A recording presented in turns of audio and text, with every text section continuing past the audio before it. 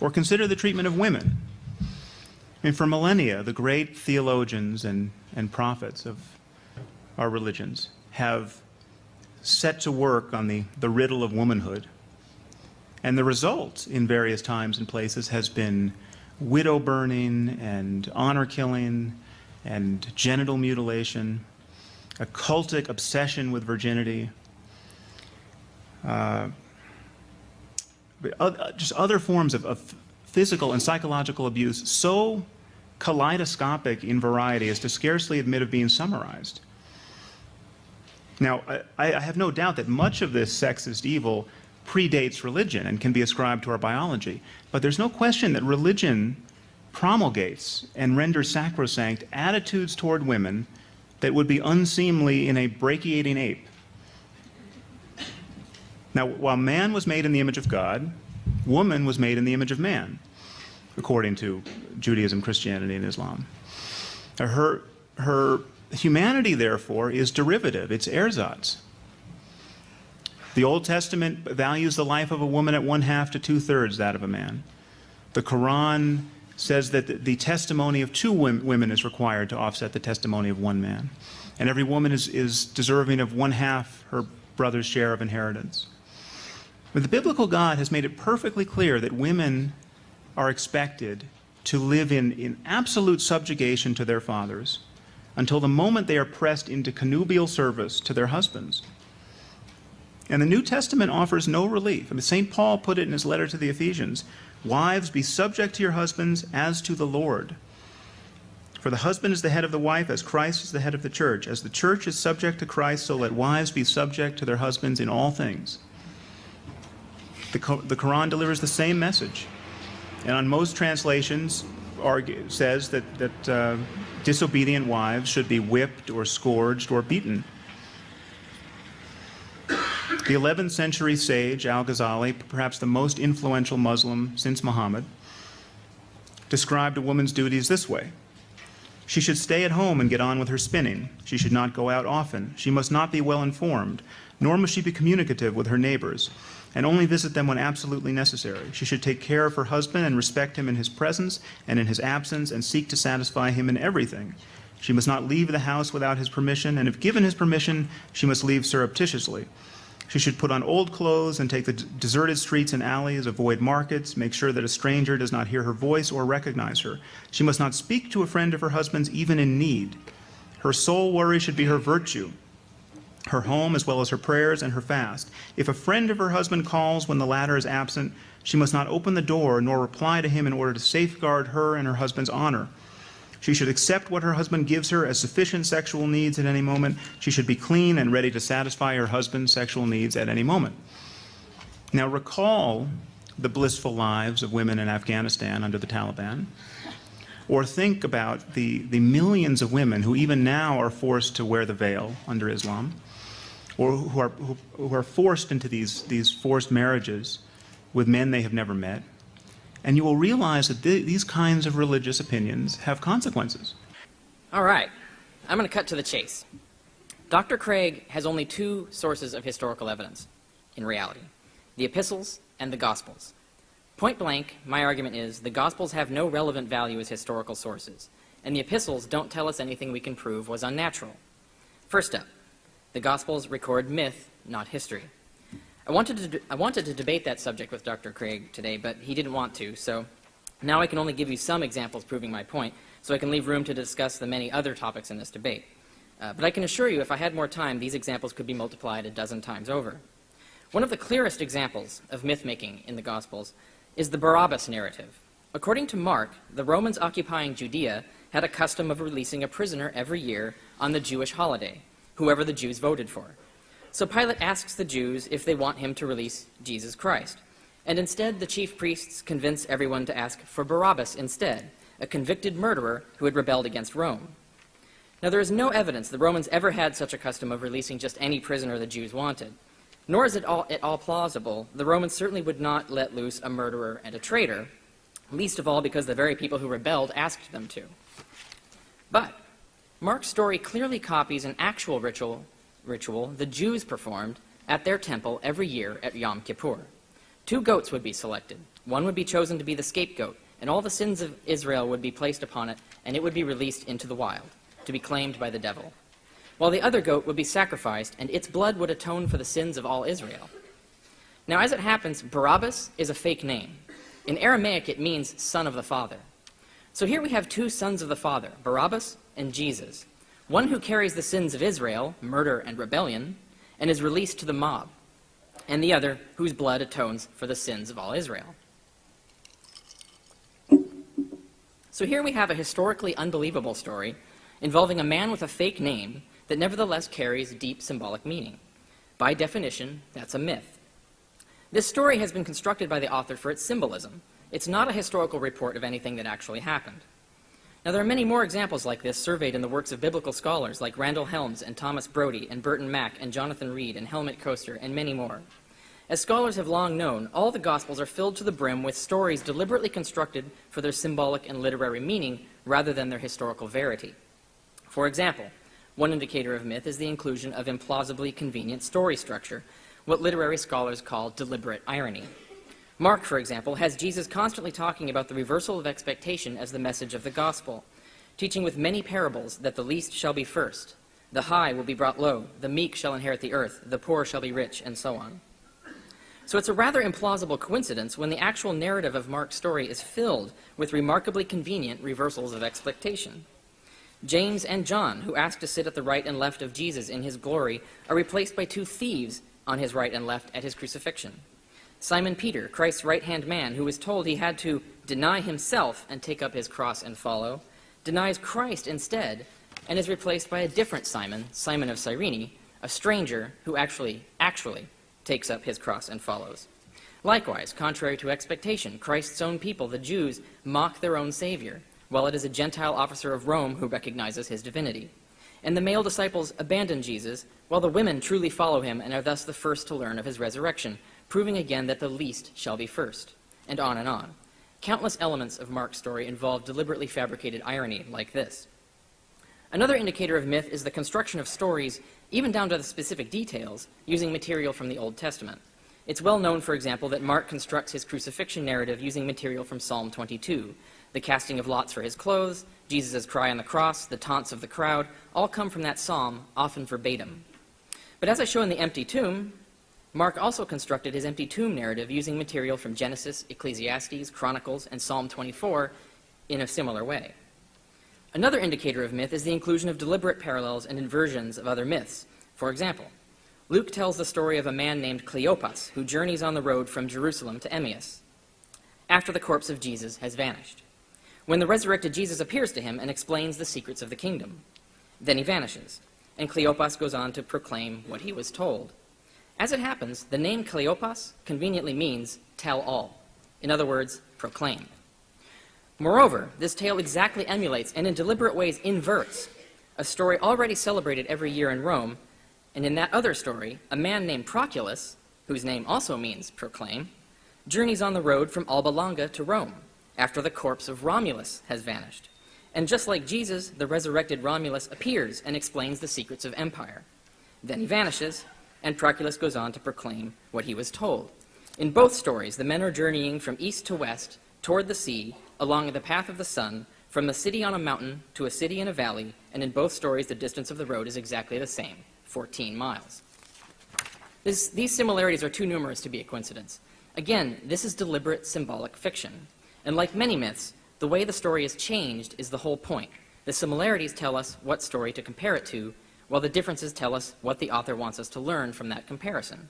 Romulus told Proculus that if the Romans are virtuous, they will conquer the world. But Jesus told Cleopas that the virtuous will join a spiritual kingdom instead of a physical one. Romulus appeared in immense glory, as befit his message of glory, but Jesus appeared in humble disguise, as befit his message of humility. And while Proculus receives his gospel on the road to Rome, Cleopas receives his gospel on the road from Jerusalem. So while the old story implies all roads lead to Rome, the new story implies all roads lead from Jerusalem. In almost every detail, the stories are identical or exactly the reverse. Another indicator of myth is the reification of imaginary people into real people. In the Gospel of John, for example, a new character is invented, Lazarus, whom Jesus raises from the dead. an amazing event none of the other Gospels apparently had ever heard of. Suddenly appears in John. In John chapter 11, this Lazarus is identified as the one whom Jesus loved, who is later cited as a witness for the details of the crucifixion and resurrection, again appearing in those narratives exactly where none of the other Gospels ever imagined him before. And yet we know this Lazarus didn't exist, for he first appears in Luke's Gospel as a fictional person in a parable, where Jesus tells a story about a rich man burning in hell who sees a dead beggar named Lazarus in heaven. So he begs God to raise this Lazarus from the dead so he can warn his living brothers to avoid his own hellish fate. The parable ends with God refusing, telling him, if they will not listen to Moses and the prophets, neither will they be persuaded if someone rises from the dead. Notice what happens in John. He reverses the message of Luke's parable by having Jesus actually raise Lazarus from the dead, which convinces many people to turn and be saved. The very thing Luke's Jesus said wouldn't work.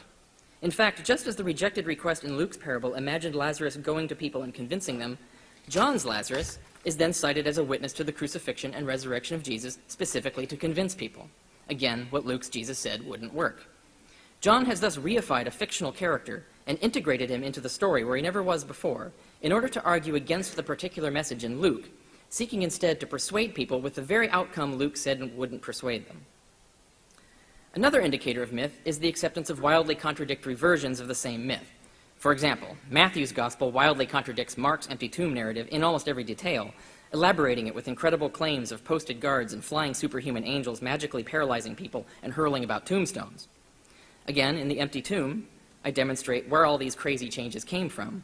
Matthew completely rewrote the empty tomb story in Mark in order to portray Jesus as a new Daniel in the lion's den, borrowing exact words, phrases, and details from the book of Daniel in order to construct this new story. Okay, I've only given you a few examples, but all the Gospels are full of mythical narratives like this, cover to cover, where stories are constructed symbolically, mining the Jewish scriptures and pagan myths for symbolic details. Histories are not written this way. These are myths, the telling of implausible tales that never happened, but are constructed with symbolic meaning. The Gospels routinely invent even very public events that never happened. Mark invents a darkness covering the whole world for 3 hours that no one else saw. Matthew invents a rock-splitting earthquake no one else noticed, as well as a horde of resurrected corpses parading into Jerusalem, leaving hundreds of empty tombs behind, which again no other author had ever seen or heard of, and on and on. As with these events, and Barabbas and the guards at the tomb, and so on, the Gospel authors routinely made up entire people and events, simply to communicate their message through symbols, metaphors, and parables. That means we can't trust anything they say is historical, since we know for a fact from these very examples and many others that they were writing symbolic fiction. We have no reason, therefore, to believe their empty tomb narratives or their appearance narratives were anything more than symbolic fiction as well. Even if some history is lost in there somewhere, having no other sources, we have no way of knowing which details are historical and which made up. And therefore, no evidence in the Gospels can be used to argue for the resurrection of Jesus. I'll tell you a little story. I was at a conference a few years ago talking about the link between morality and human well-being, as I'm going to tonight. And I said something that I thought would be quite uncontroversial in this context. I said, listen, we know that morality relates to human well-being. We know that human well-being relates to the facts that allow mind to emerge in the brain, and so it's constrained by truth claims in some sense. And therefore we know that certain cultures are wrong about how to maximize human well-being, and therefore they're wrong in terms of what they value. And I cited as an example life for women, especially under the Taliban. It seemed to me their violent misogyny and religious lunacy was a pretty obvious context in which people, especially women, were not thriving. Now, it turns out to denigrate the Taliban at a scientific conference is to court controversy. And so after I spoke, another speaker came up to me and said, well, how could you ever say that the compulsory veiling of women is wrong from the point of view of science? And I said, well, okay, the moment you link questions of right and wrong to questions of human well-being, then it seems pretty clear that forcing half the population to live in cloth bags and beating them or killing them when they try to get out is not a way of maximizing well-being, and therefore not a good practice. And she said, well, that's just your opinion.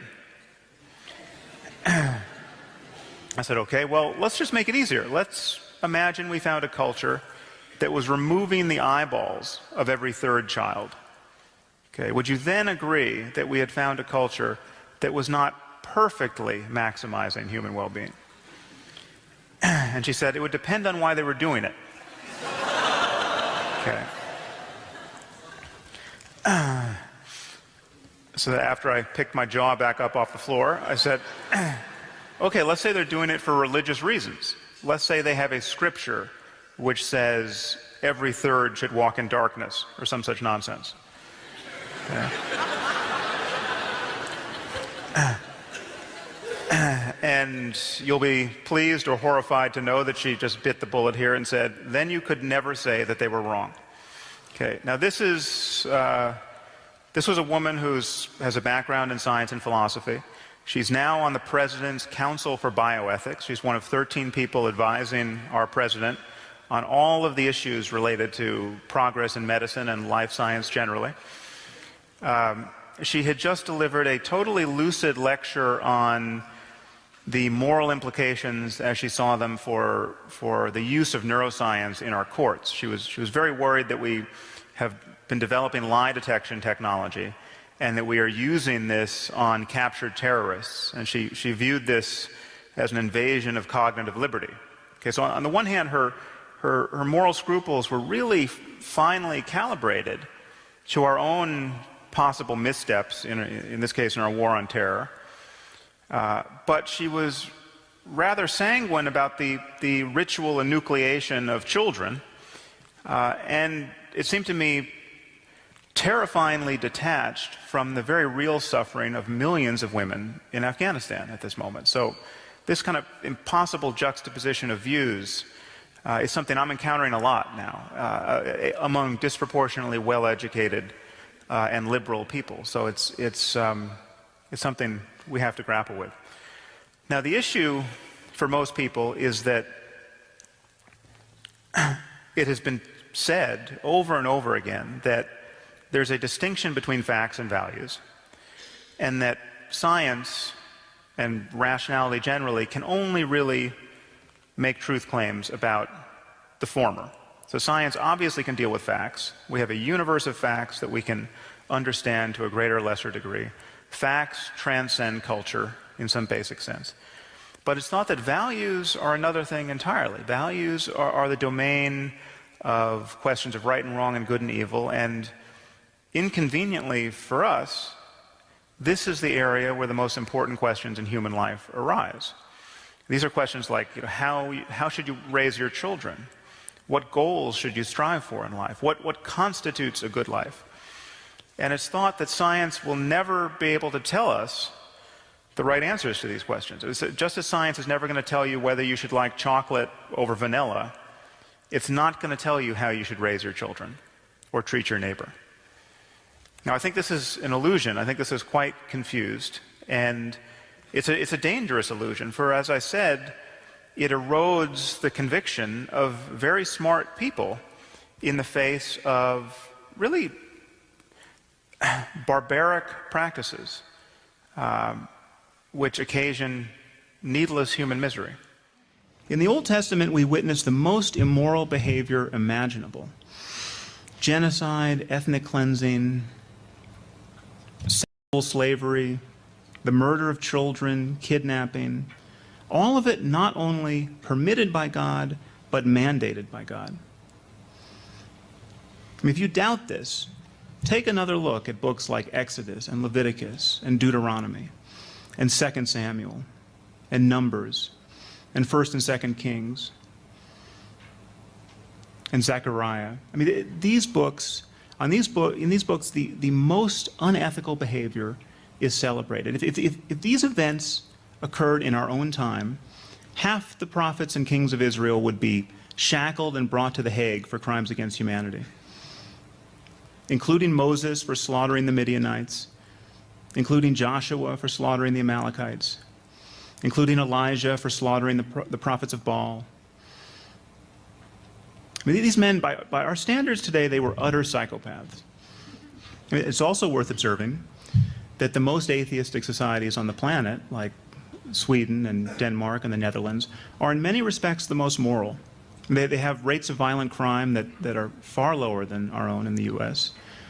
And they're more generous, both within their own population and in the developing world on a per capita basis.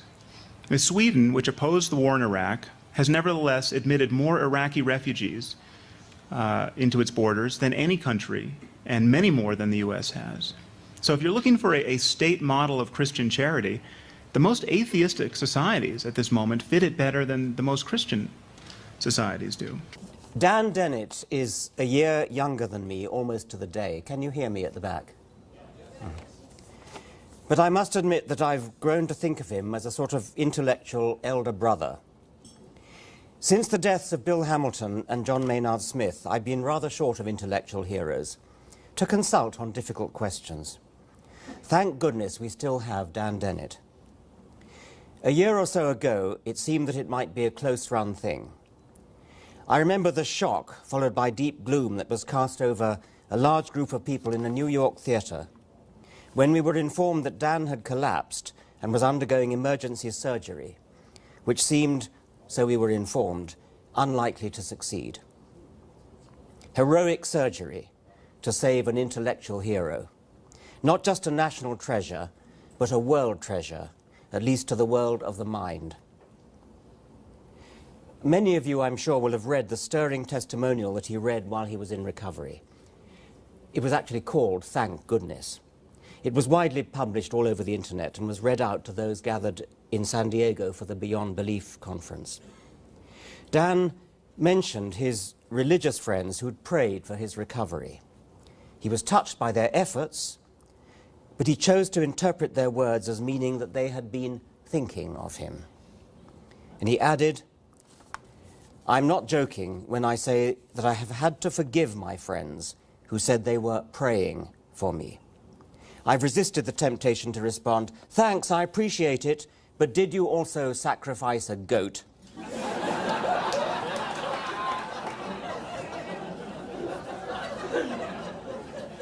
I feel about this the same way I would if one of them had said, 'I just paid a voodoo doctor to cast a spell for your health.' What a gullible waste of money that could have been spent on more important projects. Don't expect me to be grateful or even indifferent. I do appreciate the affection and generosity of spirit that motivated you, but wish you had found a more reasonable way of expressing it." Dan considered the impulse he might have felt to say, "Thank God," for his recovery. He asked himself whether his near-death experience had been some kind of epiphany. I find his response to this so stirring that I again want to read it out for you. "Yes, I did have an epiphany. I saw with greater clarity than ever before in my life that when I say thank goodness, this is not merely a euphemism for thank God.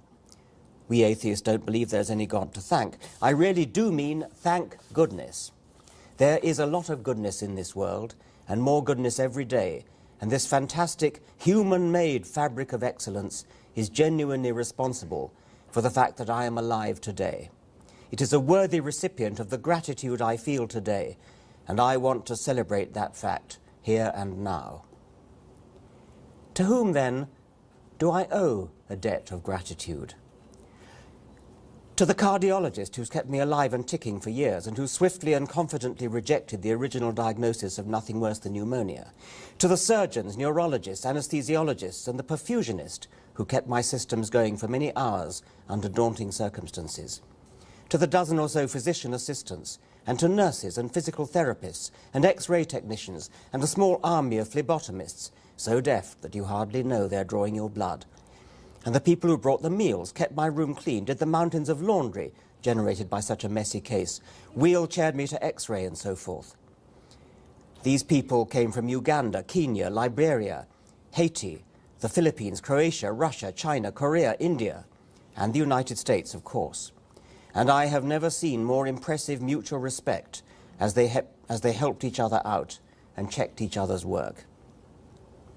But for all their teamwork, this local gang could not have done their jobs without the huge background of contributions from others. I remember with gratitude my late friend and Tufts colleague, the physicist Alan Cormack, who shared the Nobel Prize for his invention of the CT scanner. Alan, you have posthumously saved yet another life, but who's counting? The world is better for the work you did, thank goodness. Then there's the whole system of medicine, both science and the technology, without which the best intentions efforts of individuals would be roughly useless.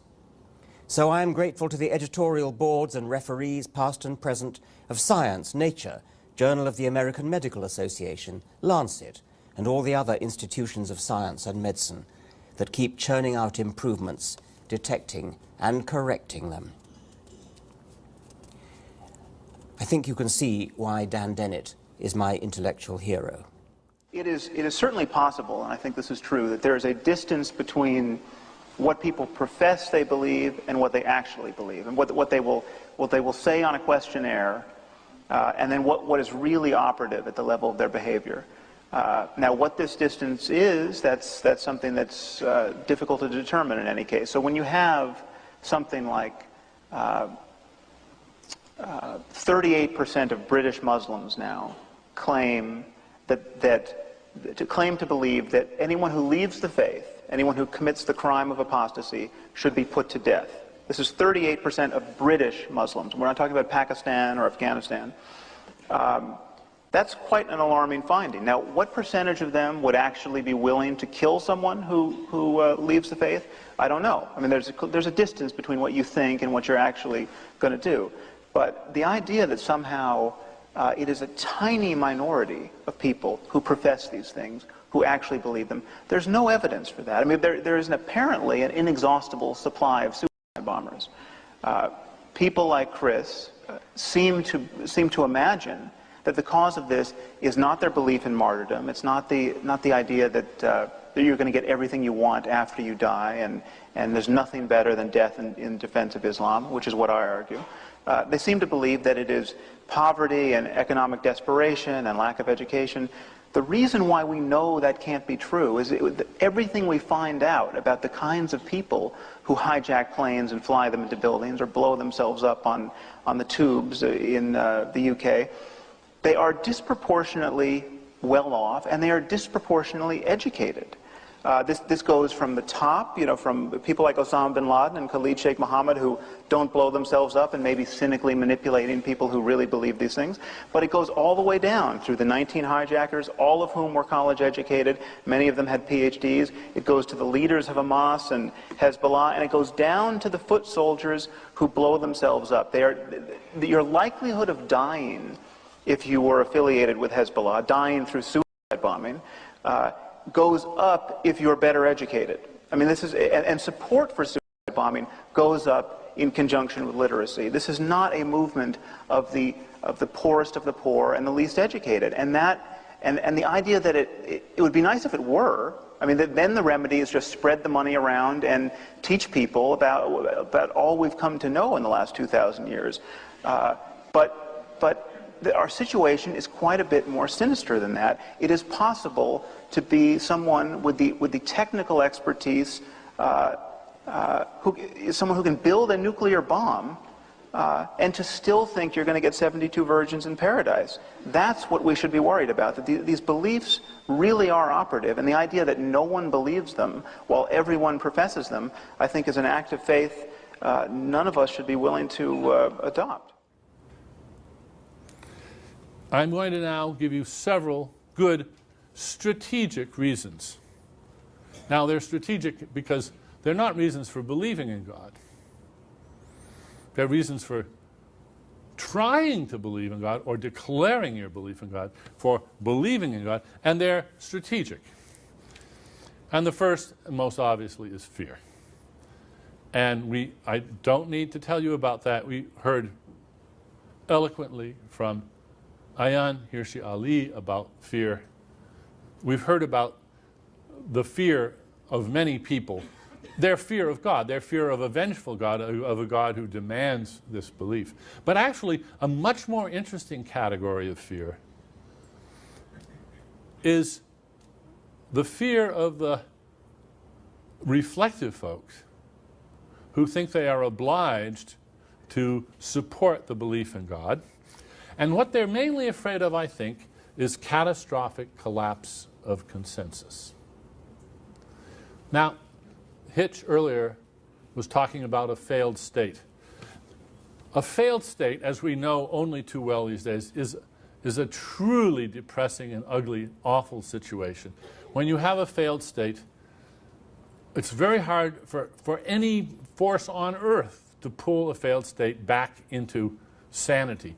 Nobody trusts anybody. The smart people leave the country. There's nothing but corruption and warlords and violence. It's just a horrible, catastrophic abandonment of civility, reliability, trustworthiness, and everything else. A failed state is a very grim and terrible state of affairs.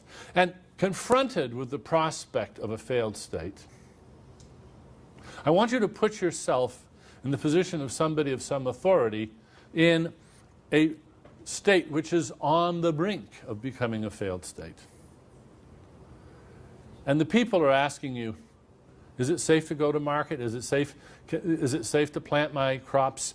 Is it okay? Can I go shopping? And you don't know that it is. You rather doubt that it is. There are very good reasons under these circumstances to lie. Very good reasons. I think each one of us here would be strongly tempted to lie under these situations, and for a very good reason. Saying, no, it's too late. This is apt to be a self-fulfilling prophecy. If there is a small chance that you can salvage things, just goose the society a little bit into a sense of confidence, you may be able to save it.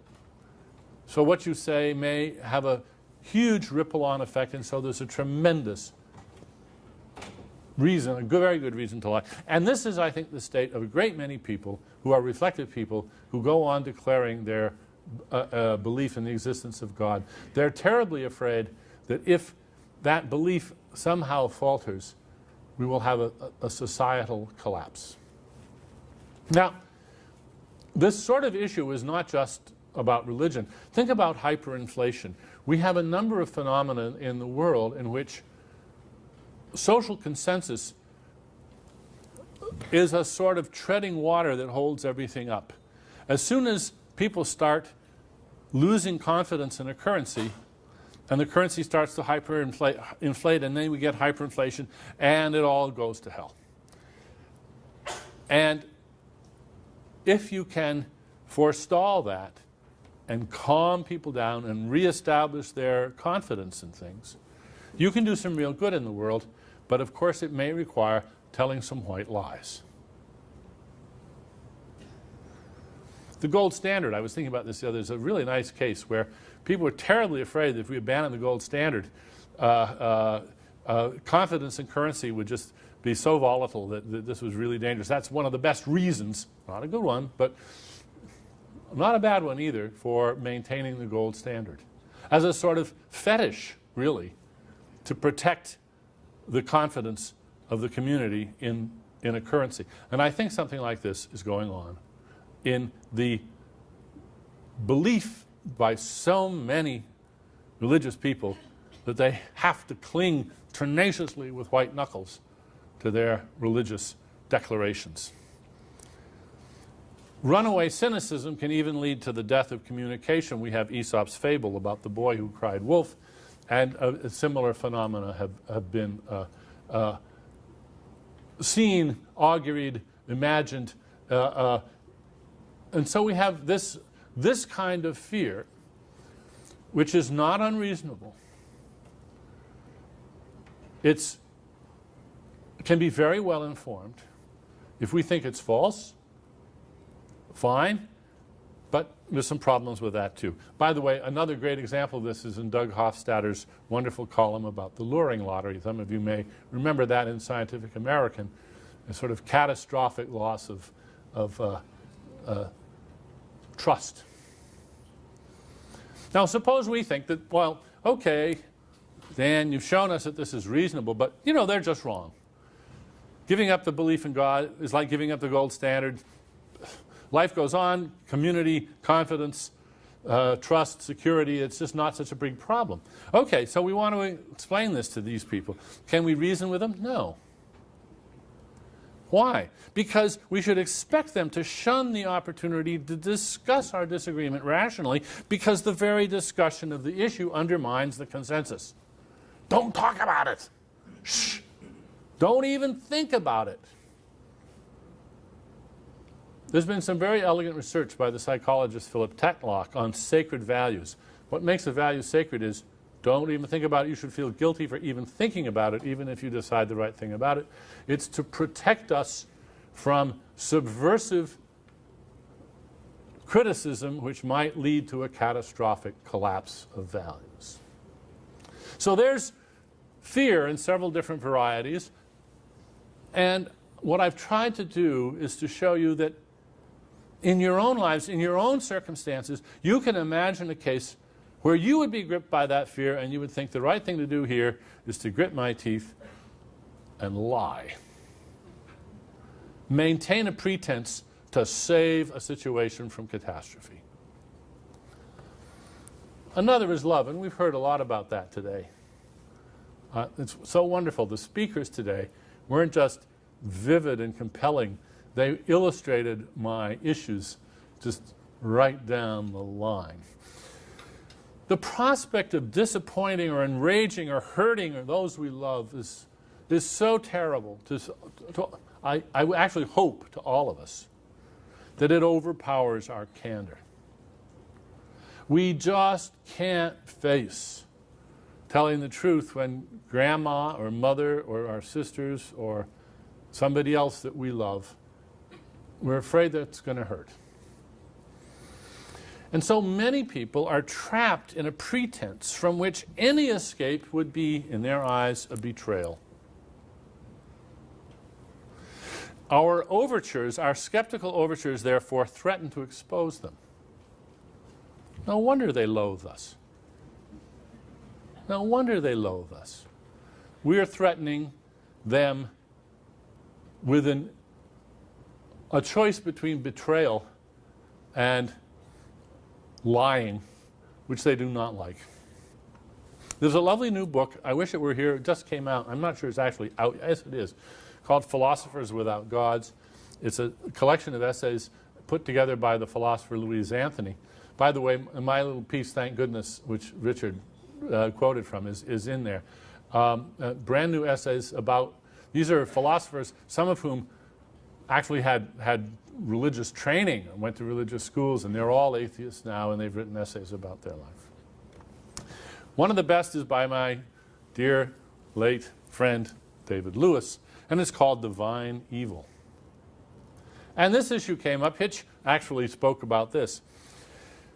Lewis develops the following argument. I'm just going to give you the barest bones of it. The Christian God, he points out, is a God of judgment and punishment. Vengeance is mine, saith the Lord. In fact, eternal punishment for unrepentant sinners and disbelievers, if you read the Bible literally, as Hitch said. And at least in North Korea, you get to die. It's not eternal punishment. But in heaven or in hell, it's eternal. It's this infinite pain. That seems to be the implication of the Christian Bible. Well, that's nasty, as Richard has said. How could you ever respect anybody who not only believed in but worshipped a God that was the perpetrator of infinite pain?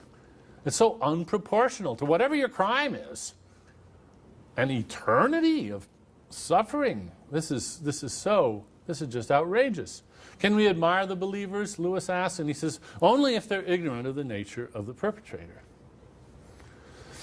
I'm sorry for the long quote, but it's good, and I'll pass through it quickly. He says, David Lewis says, "We dodge the consequence by keeping it all in soft focus, consoling ourselves with the thought that hellfire and brimstone are mere conceits, that grown-up theists have gotten beyond the cartoon scenarios. That is probably the stance most favored by those who worship the perpetrator. Starting from their trust in God, they suppose that there must be some nice version of the story, one that will not literally end with billions of damned souls writhing in eternal agony. Non-believers have been able to excuse their religious friends on the grounds that they're probably not clear-headed about the commitments of their worship." How could you condone that your friend worshipped such an evil perpetrator? He very usefully compares this God with Hitler. We can think of them as good people who have not seen the perpetrator's dark side. In bringing the problem of divine evil to their attention, David Lewis says slyly, I am presenting them with a choice they have previously avoided. And then he ends with a lovely punchline. I may be making it impossible for myself to admire many whom I have previously liked and respected. That is part of the dynamic of this issue, is that if we push hard, as we should, on our friends and those we admire and respect, we may awkwardly find ourselves in the position of no longer being able to admire and respect those that we have previously thought rather well of, now that we've removed their confusion and imposed this knowledge on them. So there's two, and here's a third reason, and that's guilt. The guilt of the deceivers is just part of this. That is the guilt of the priests and the leaders who know better. It's just stunning how much guilt there is among the priests and imams and pastors of this world when they know very well that the things that they are saying in their pulpits are not what they believe. But it propels the infectious guilt of the deceived. They pass the buck to the deceived and let the people in the congregation police themselves. Ayaan Hirsi Ali, in this stupendous book, is to me very eloquent on just exactly this topic. I'm calling it the mutual policing of the devout. She doesn't need to fear the imam or to listen to the imam. She can just get from her sisters, from her brother, from her aunts, from her family, from her clan. They're all involved in enforcing the pretense of the beliefs and making her feel terribly guilty and afraid for not maintaining them. It reminds me of this stunt which some of you may have done, where you get a circle of people and everybody sits down in the lap of the person behind them, and it's all self-supporting. You can all sit down, which is a sort of a nice trick. But in this instance, it's not so nice, because what you can have is a whole society that is supporting itself on nothing but the enforcement by its own members of the obligations that have come from somewhere and who knows where anymore. You can cancel out the priests, the imams. The whole group just goes right on perpetuating this terrible cycle of guilt. Boyd and Richardson, I'm a professor. I can't resist getting a little bit academic here. Boyd and Richardson have a lovely paper on second-order punishing. It's an evolutionary model which shows that when you have second-order punishing, that is, when you not only punish your people in your group for transgressions, but you punish those who refuse to punish, that this creates a potent situation where just about any taboo at all can be maintained simply by the cycle of punishment that's created. And of course, punishment doesn't have to be corporal punishment. It can be just disapproval. It can be just banishment. It can be just shame and so forth. And we got to break this cycle. How do we do it? Well, Ayaan Hirsi Ali, in her book, gives a wonderful example of what broke it for her. And I was so glad that she mentioned it today. I already had this slide in here because I was going to mention it. It was a detail that just knocked me out when I read it in the book. Nancy Drew. Who would have thought that the Nancy Drew books would have been just dynamite to her? They gave her, as she said, tales of freedom, adventure, of equality between girls and boys, trust and friendship. I want you to remember that and think about all the different sorts of Nancy Drew germs that you can spread around in different places. And it won't work for everybody. We want to spread thousands of different ideas of this sort, recognizing that all it takes is one of these to get into the right mind, and we've broken the cycle for one person. Who would have guessed that Nancy Drew would break the cycle for this amazing woman? But, by her own testimony, it did. Well, there's another way of doing it. Consider the successful campaign of the gays. And you were just speaking about this just a minute ago. Here's Queer Eye for the Straight Guy. What a brilliant advance that program has made. Not everybody likes it. Some people hate it. But it has simply shifted the balance of what's considered normal, what's considered acceptable. It has simply changed the playing field, I think, inalterably, in a very good direction. We have gay roles in sitcoms. We have the gay Congressman Barney Frank. This is a wonderful progress in this attention, this consciousness raising that Richard talks about, and we want to have more of it. So there we have three good strategic reasons for declaring belief in God, and here's another one, the Concord fallacy. This was mentioned. My whole talk here was beautifully presaged, so I can sort of speed over this. The Concord fallacy is when one makes a hopeless investment, one sometimes reasons, I can't stop now, otherwise what I've invested so far will be lost. Iraq. Well, Christopher Hitchens gave us two examples. He also gave us the example of Billy Graham.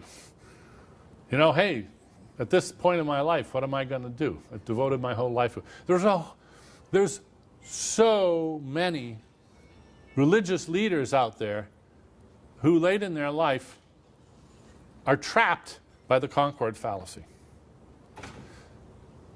I think we should feel actually a fair amount of sympathy for them, even if we heartily disapprove of their inability to have the courage to come forward. But we should recognize that it takes tremendous courage for them to do this. If you want to read a very moving book on this, I recommend John Updike's novel, In the Beauty of the Lilies, about Clarence Wilmot, a Protestant minister who loses his faith, finds the courage after many years in the pulpit to announce his atheism, and then you watch his life plummet thereafter. The Concord fallacy is a very compelling, if ignoble, reason. And then finally, just plain embarrassment. I don't know how many of you follow chess or computer chess, but when Deep Thought was playing in one of its matches, it made a move on move 12, and on move 13 it took the move back. And the commentators roared with laughter. They said, this was hilarious, boy. It showed that a computer was incapable of embarrassment. No human player would do that. Even if they could see, oops, darn, that was a mistake. It just takes too much out of you to say, oops, sorry, made a mistake. We hate to make mistakes. And we hate even more to admit to making mistakes. And there are a lot of people out there who would hate to admit, oops, sorry, this religion thing I've been doing for the last 5 years of my life is just, you know, sorry, a big mistake. It takes an unusual courage to acknowledge that, or just weirdness. We form beliefs about facts, and this constitutes science and history and journalism and every other domain in which we claim to be talking about the way the world is. But we also form beliefs about values, and this this captures all of the juicy questions in life, meaning and morality and spiritual experience. But it's always seemed to me that these two operations, why many people think they're quite different, are the same. And so we did some neuroimaging work where we put people in a fMRI scanner and we gave them statements to read, very simple statements drawn from many different categories. But we were able to separate out mathematics and ethics, which were really our most dissimilar content areas. Mathematics was just equations being judged true or false. And ethics was very value-laden statements like, it's good to be kind to children versus it's good to torture children. So a completely different content, and yet the difference between accepting a proposition as true and rejecting it as false was essentially the same. And so what I would argue to you is that if the brain is doing the same thing when it accepts a proposition versus when it rejects it, regardless of whether it's about Jesus being born of a virgin or about mathematics, we should be hesitant to ascribe radically different categories to those operations in our conversation with one another. Guys, today I have a fun idea that I hope you love as much as I know I will. I recently came across a list of some of the most absurd things that are forbidden in the Bible. And it was a great reminder that no matter how delusional fundamental religionists behave, we should remember that they are inspired by an even more unhinged book. Anyway, guys, feel free to ask the religious people in your life about the passages we're about to share. But do not let them give you no, but that's in the Old Testament corporate, man. No. Ask them why an all-loving, all-knowing, and all-powerful God would care to give instructions like these at any point in human history. What purpose were the rules supposed to serve, if anything? So, without further ado, let's jump right in. We'll start slowly and build up the intensity as we go. Let's see what the Bible has to say about unfaithful women. Numbers 5:11-31 says, and I quote, "Then the Lord said to Moses, speak to the Israelites and say to them, if a man's wife goes astray and is unfaithful to him, so that another man has sexual relations with her, and this is hidden from her husband, and her impurity is undetected since there is no witness against her, and she hasn't been caught in the act, then he is to take his wife to the priest. The priest shall bring her and have her stand before the Lord. Then he shall take some holy water in a clay jar and put some dust from the tabernacle floor into the water. Then the priest shall put the woman under oath and say to her, if no other man has had sexual relations with you and you haven't gone astray and become impure while married to your husband, may this bitter water that brings a curse not harm you. But if you have gone astray while married to your husband and you have made yourself impure by having sexual relations with a man other than your husband, may the Lord cause you to become a curse among your people when he makes your womb miscarry and your abdomen swell." Yeah, that was a handful, but nonetheless, wild, man. I'd really love to hear what the pro-life religious right would have to say about the Lord giving the Israelites a guide to abortion if they think their wives are unfaithful, man. And another thing, the Bible and most, if not all other religions, really don't shy around the idea of double standards when it comes to how women and men should be treated in society. But weirdly enough, not a single one of them gives a real justification for why God would want it this way. It could be a stupid justification, as we'll see with most of the rules we'll look at today, but I'd really love to hear what God would have to say about why he designed the patriarchal situation that we are in today. I mean, of course, we all know these holy books are just tools humans invented to justify and praise their twisted desires, but still, women still have it terrible even when a just, all loving, and all kind God is involved, man. Such a sad reality, man. So next, Leviticus 19:19 lays out some rules about fashion, ones that are certainly peculiar to us modern readers. The Bible and the verse says, keep my decrees, do not mate different kinds of animals, do not plant fields with 2 kinds of seeds, and do not wear clothing made of 2 kinds of material. I'm glad we've gotten at least one that doesn't involve depriving some group of people of their human rights. But still, man, I've always wondered, why does a complex God that has created such a vast universe care about such menial, foolish things that take place on a speck of dust, which is our earth, man? I mean, you all must be familiar with the verse that states women should not wear men's clothing. But as with all these other rules, man, the Bible doesn't really care to explain why God even gives a fuck about any of that, man. Yeah. Number 3, and now it starts getting more spicy in my opinion / insane. In the book of Leviticus 15:19, the holy book says, and I quote, "When a woman has her regular flow of blood, the impurity of her monthly period will last 7 days, and anyone who touches her will be unclean till evening. Anything she lies on during her period will be unclean, and anything she sits on will be unclean. Anyone who touches her bed will be unclean, and they must wash their clothes and bathe with water, and they will be unclean till evening." Ladies and gentlemen, read that verse again slower this time round and tell me if it doesn't sound like something you'd hear on one of those masculinity fresh and fit or unrelated kinds of podcasts, man. And Christians really expect us to believe that this social norm was backed by an all-knowing and all-loving God, man. Yeah, just imagine that. Anyway, moving on. Deuteronomy 25:11-12 states, and I quote, "If 2 men are fighting and the wife of one of them comes to rescue her husband from his assailant, and she reaches out and seizes him by his private parts, you shall cut off her hand. Show her no pity." What the f*** was happening in ancient Judea, man, to warrant this type of law in the society?